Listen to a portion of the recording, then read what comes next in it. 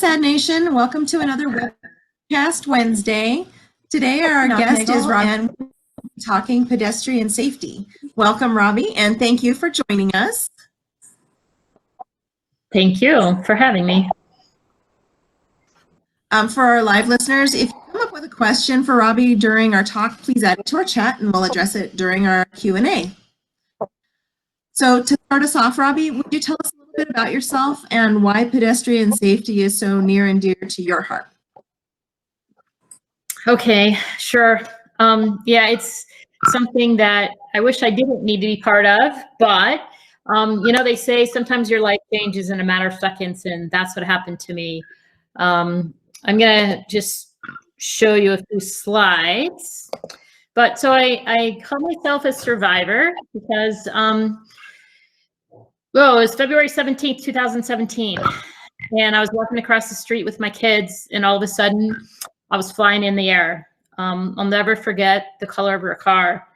It was dingy yellow, and it was just inches from my hip when I first saw it. And the next thing I know, I hit her windshield, or I hit the hood of her car, then her windshield, and then I fell off onto the ground.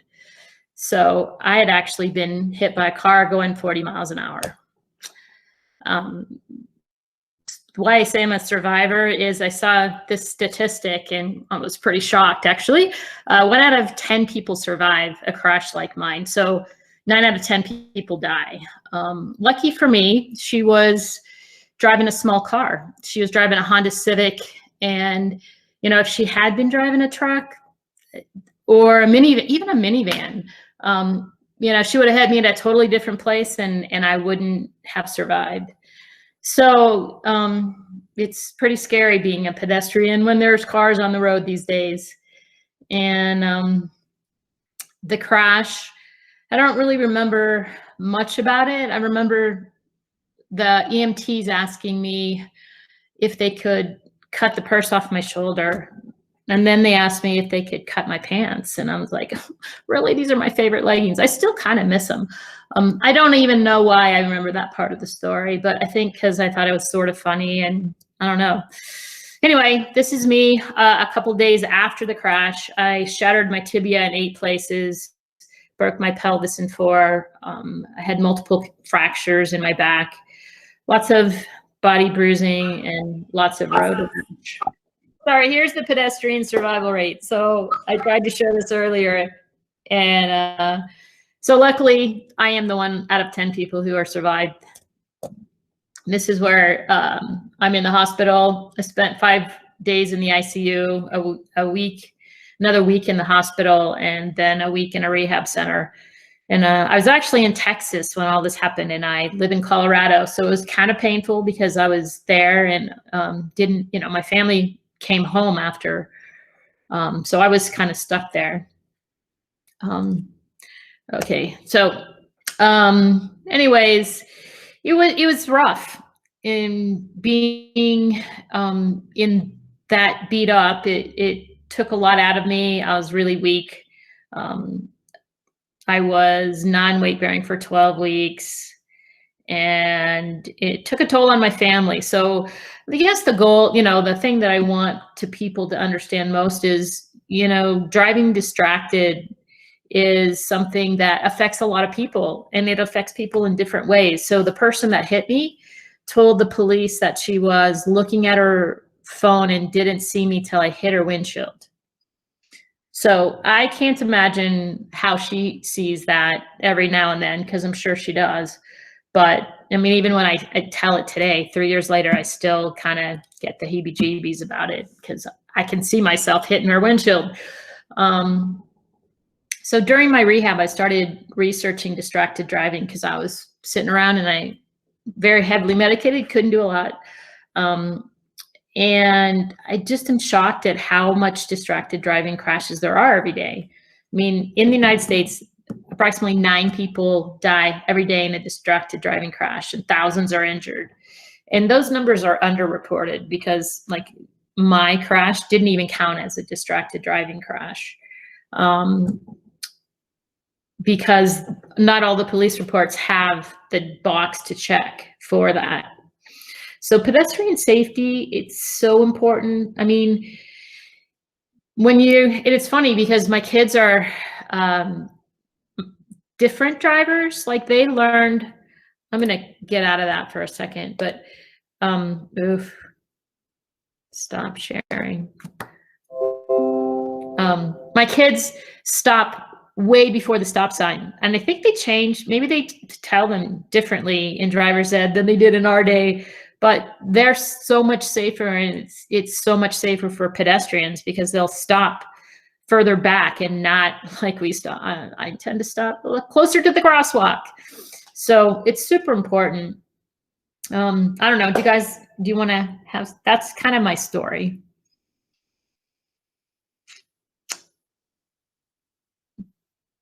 Do you guys have any questions?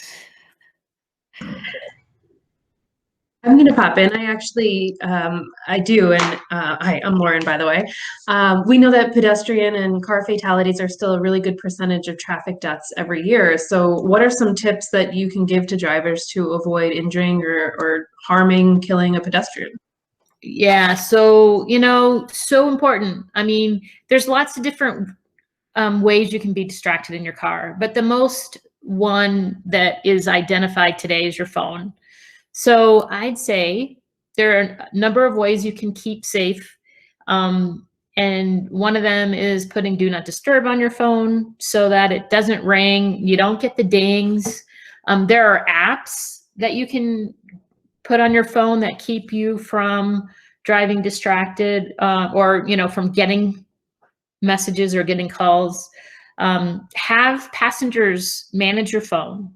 Okay, so if you're riding with your kids and your phone rings, instead of answering, especially here's one of the things I've learned.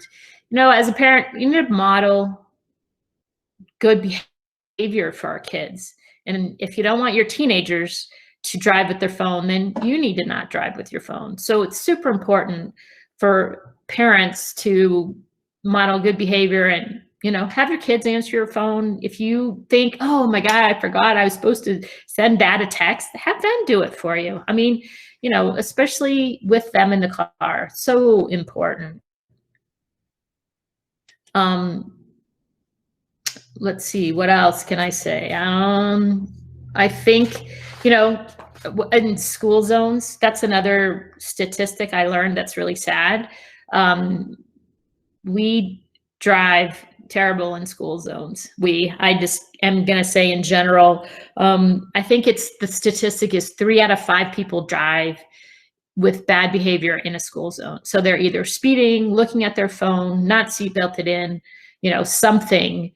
And, the reason they lower the speed limit in school zones is because little kids run across the street, and they're trying to look out for them. So super important when you're in a school zone, look out for, be patient, follow the rules.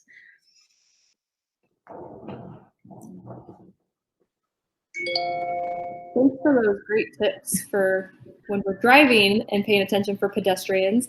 But we also know it's important for us to be prepared when we're the pedestrians. So do you have any tips for us for how we can get to our destination safely when we're walking? Yeah, I'd say the same thing. Don't use your phone.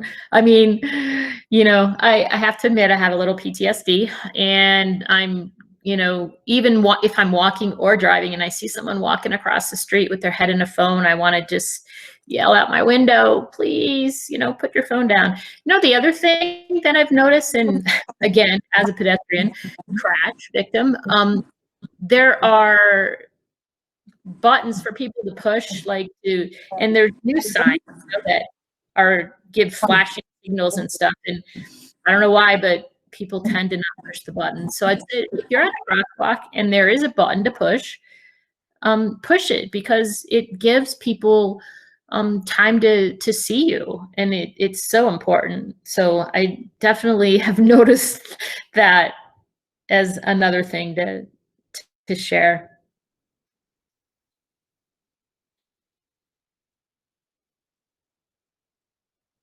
You're on mute. Thank you, Robye, for sharing your story with us. You're welcome. And I do have a question. My name's Dylan. I'm from Louisiana. After your crash, I'm sure you spent a long time recovering, and I would imagine you're still recovering now. During that recovery, you also decided to become an advocate for safety. Can you talk a little bit about what that was like and you getting involved in advocating for safety? Yeah, thanks for asking. Yeah, the recovery, I went to physical therapy 3 times a week for an entire year. It was long and painful. And I still have nerve damage in my leg. So it's kind of one of those things. I'm hoping someday it'll go away. It's gotten better, but I do have some continual damage, and like my foot's always numb and that type of thing. So I kind of can't, I don't forget about it. It's constant reminder. And part of the reason why I became an advocate is because I did survive. And that's kind of why I kind of gave my story the survivor name, because so many people don't. I mean, I started calling people that were safety advocates that showed up on the internet and things like that. And most of the people advocate because they lost their daughter, son, husband, father. And I just felt like that having someone speak that went through it, but didn't lose somebody, just has as big of an impact. And I don't know, I just feel like it happens so much that it bothered me. And I think one method to help is education. And I mean, I know that you guys, the SADD group in general, has distracted driving as one of your missions, and it's great because we need advocates, we need people to share. And here's the sad thing. Okay, so I had my kids help me with my presentation, because I do presentations to groups and things like that. And my daughter said to me, well, you used to talk on the phone. And I usually say that in my presentation. I kind of didn't say that, but I used to talk on my phone.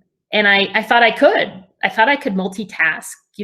I mean, we as women think, at least I used to think, I used to think I could multitask. Well, what I found out is that my brain controls what I do, not me. So I'm just the product of that. And your brain can only do one thing at a time. And even though it's wired and it does it really quickly, so you almost can't tell that you're not doing 2 things at the same time, you don't.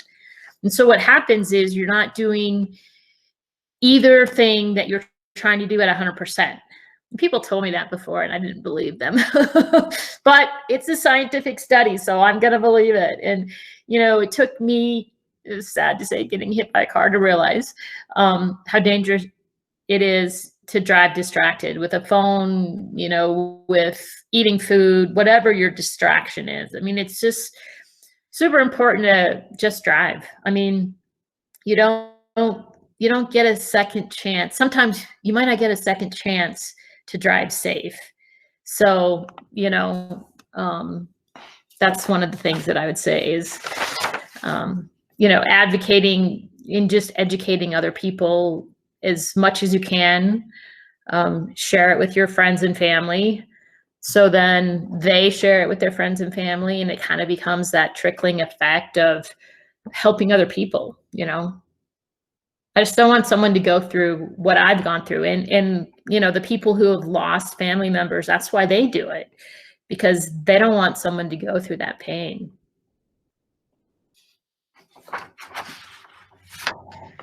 Hi, Robye. Thank you so much for sharing your story. My name's Kevin. I'm from California. I love what you were saying about advocacy and education. For the young people that are going to be listening to this later, what advice would you give to them about advocacy? Just continue sharing with people. And, for you guys, for the younger people, they say that your friends pick up on what you do. I mean, it's kind of the same thing as the parents modeling behavior. Your friends model the behavior that you have.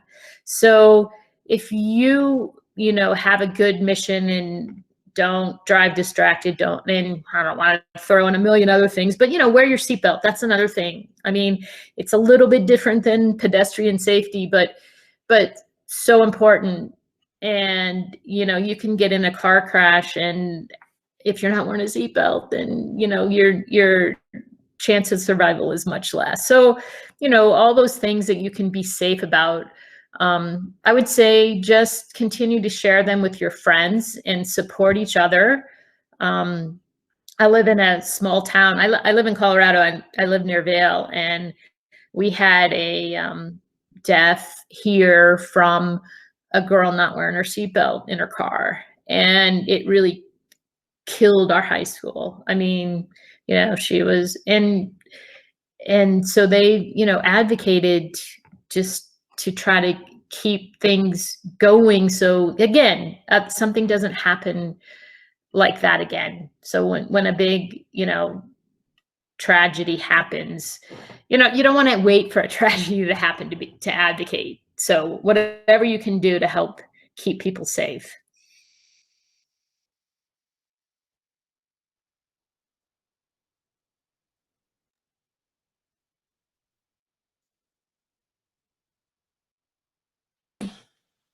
Sorry. So I don't think we had any questions in the chat. Does anybody have any other questions for Robye?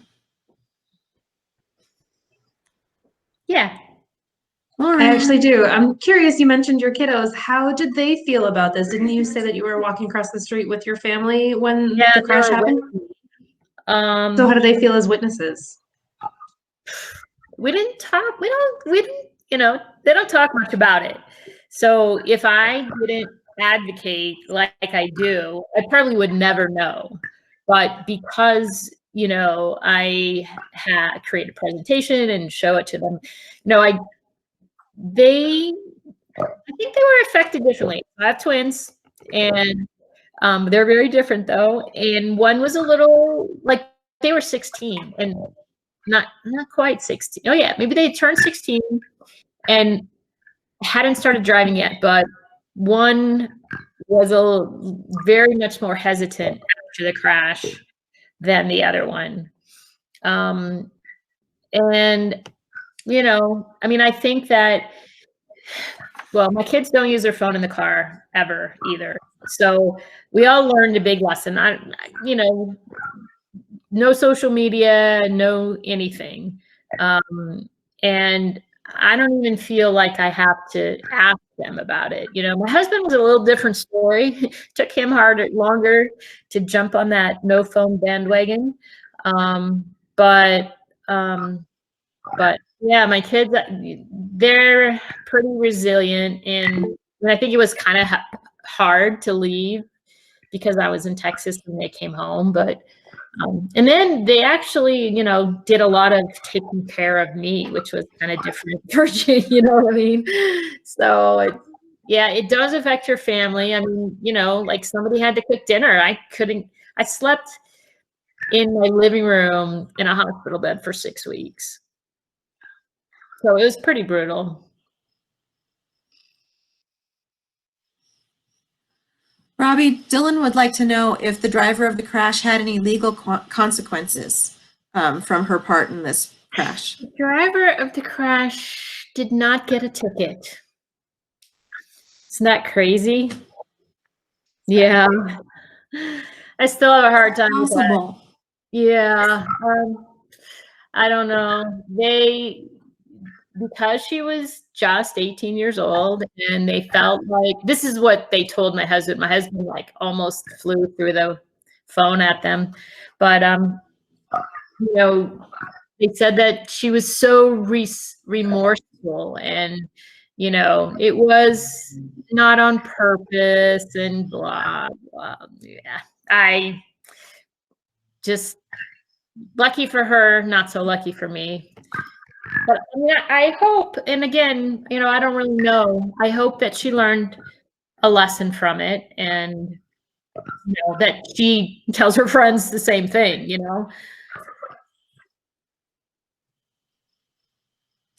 Did you maintain contact with her? No.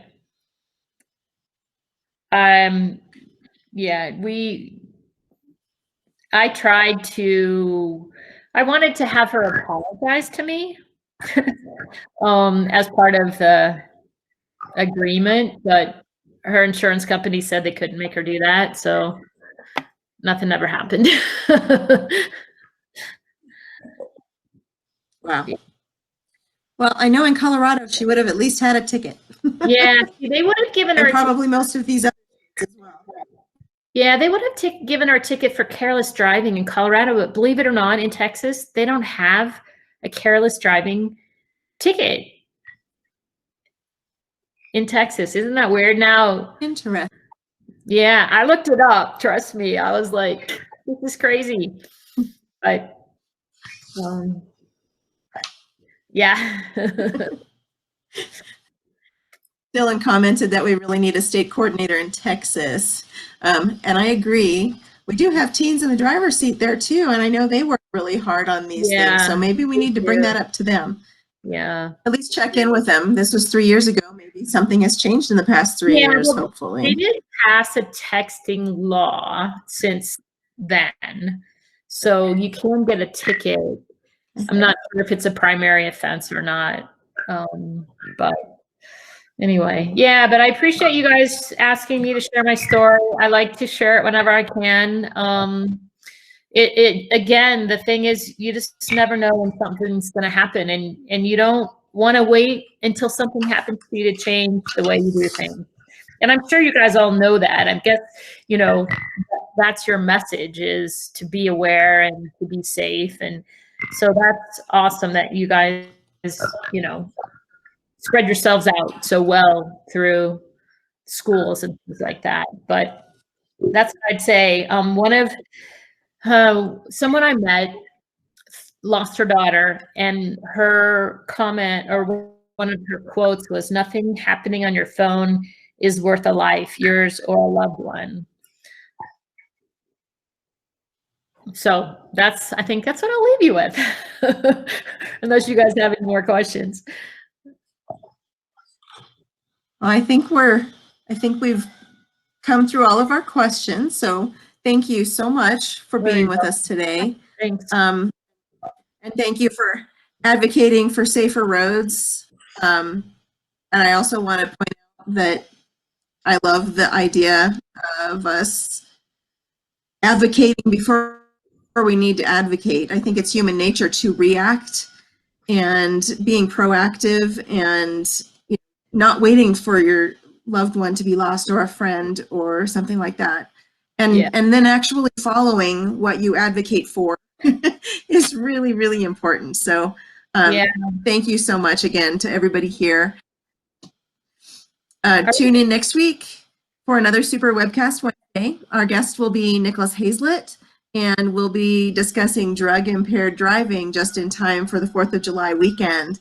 So thank you, everybody, and have a great week. Guys. All right, thanks. See ya.